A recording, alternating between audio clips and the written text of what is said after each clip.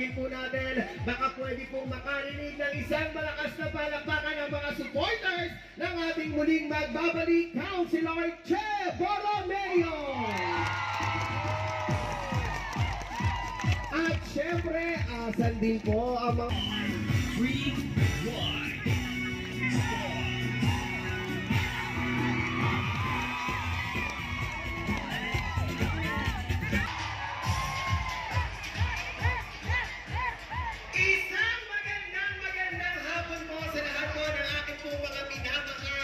Ang Divisoria, Lagos Milad Underpass, at ang Hidden Garden sa tapat.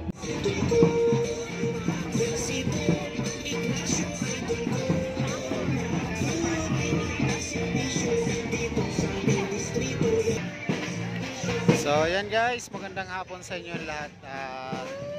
Ayan, welcome sa ating channel, James Garrett TV. At ayan, nandito tayo ngayon sa caucus ng Baseco. Ayan, your Miss Choice. Ayan, Iskochi. Alas 5 ng hapon. At ito yung kaganapan. So majority yung ating Isko Moreno dito sa Baseco talaga. So ayan, ito, masyadong maaga pa to para sa ating event. Pero tingnan nyo yung tao. So lalapit tayo dun sa may stage para pakita ko sa inyo yung tambak na ng tao doon. At ayan, mga naglalakad.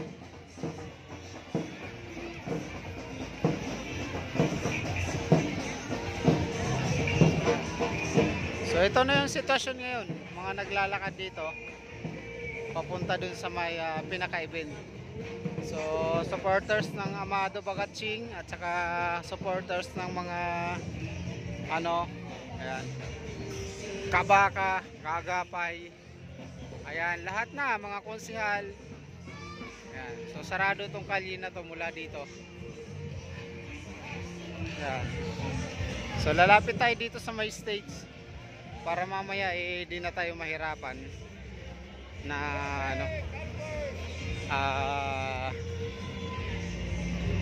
pumesto. So makikita din natin dito guys yung hospital. Sa harap mismo ito ng hospital ng Baseco, na kung saan ay itong hospital na to ay hanggang ngayon di pa bukas. So alam na natin na talagang mababanggit din ito mamaya, itong hospital na to, kasi ito hindi pa bukas. Papakita ko sa inyo yung hospital. Pero syempre hindi natin mapapasok ito.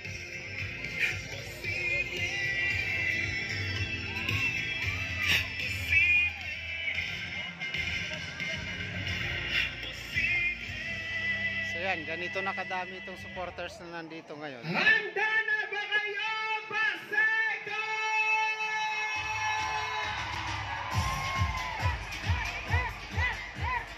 Isang magandang hapon po sa lahat po ng aking po mga minamahal na mga kasama. So ayan yung Baseco Hospital.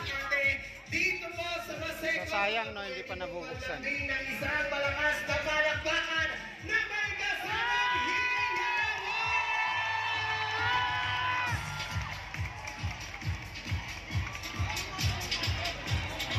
Sadya pong nakakatuwa sapagkat napakarami po ng aking po mga minamahal dito po sa Baseco. Nakita nyo guys yung crowd. Ang layo. Pinapakita ang buhay. Ang layo ng stage. Lakas at kalingit ang pagmamahal sa tambalang Yorme at Vice Mayor G.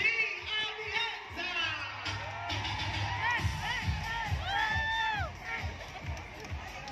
Ang taus-pusong pasasalamat po sa bawat isa sa inyo pong pagbibigay at pagkakataon na makasama po namin kayo. Mga minamahal po namin taga Baseco ay pinababati po ng ating minamahal na Yorme Isko Moreno Domagoso at Vice Mayor G. Amienza. At sa mga pagkakataon po ito, hihingin po lamang po ang panandaliang katahimikan ng bawat isa at tayo po ay magsisimula sa ating pong programa sa pamamagitan po ng ating pong panalangin. Sa presensya po ng ating pong dakilang lumikha,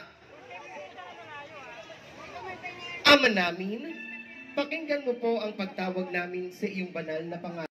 At inaasahan ang lakas kasama dito po sa bayan ng Baseco. At sa mga pagkakataong ito, para rin pong masubukan natin ngayong hapon kung sino po ang may pinakamalakas na supporters ngayon at nagpapakita ng kanilang pagmamahal. Siyempre, tawagin po natin, baka pwede pong makarinig ng isang malakas na palakpakan ng mga supporters ng ating muling magbabalik, Councilor Che Borromeo. At syempre, asan din po ang mga supporters ng ating pong kasalukuyang konsehal, ang numero 9, Konsehal Bobby Espiritu. Asa naman po ang ating pong mga supporters ng ating pong numero 10, Attorney J.B. Gizon. Ang numero 12, Konsehal Tol Mac Ignacio. Ang numero 15, Konsehal Seb Laureano Lau. Ang numero 31, ang ating kasalukuyang konsehal, Councilor Mon Yupanco. At syempre, alam kong sabik na rin po kayo, parinig naman po ang puwersa ng ating muling magbabalik, ibalik natin, Congressman Amado Bagatsing. At upang simulan po ang ating pong programa, syempre bibigyan muna po namin kayo ng kaunting pampainit at pampasigla ngayong hapon. Tawagin po natin ang C-Force Dancer with Andy Yupanco.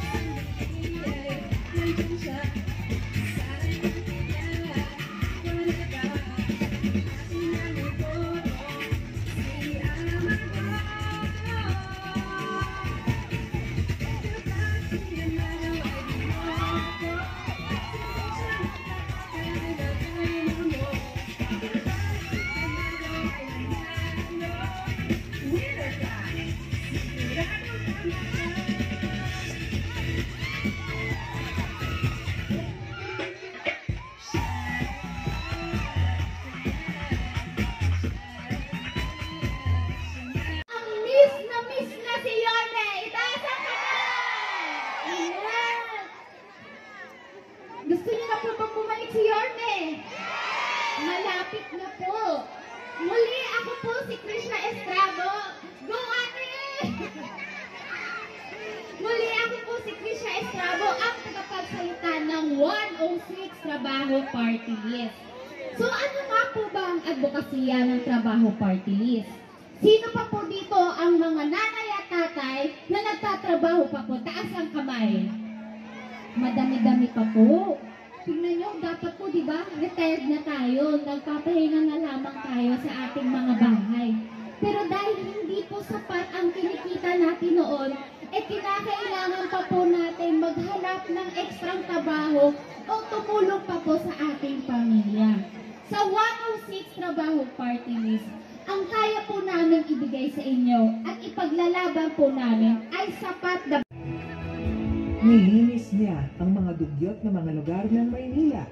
Unang-una, ang Divisoria, Lagos Nilad Underpass, at ang Hidden Garden sa tapat ng Post Office.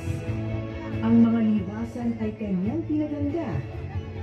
Ang Cartulia, Arceros Forest Park and the Circle, at ang Paraiso ng Batang Maynila, at ang mga mapango namin na kalsada, kagaya ng Caraw at Taft Avenue, ay kanyang inayos din. Inilawan pa niya ang Taft Avenue. Kasama ang pagpapalaganap ng peace and order, kaya bumaba ang crime rate ng syudad. At sa tugatog ng kanyang kasipagan, isang trahedya ang tumupok sa Baseco. Maraming mamamayan ang nasunugan ng mga tahanan.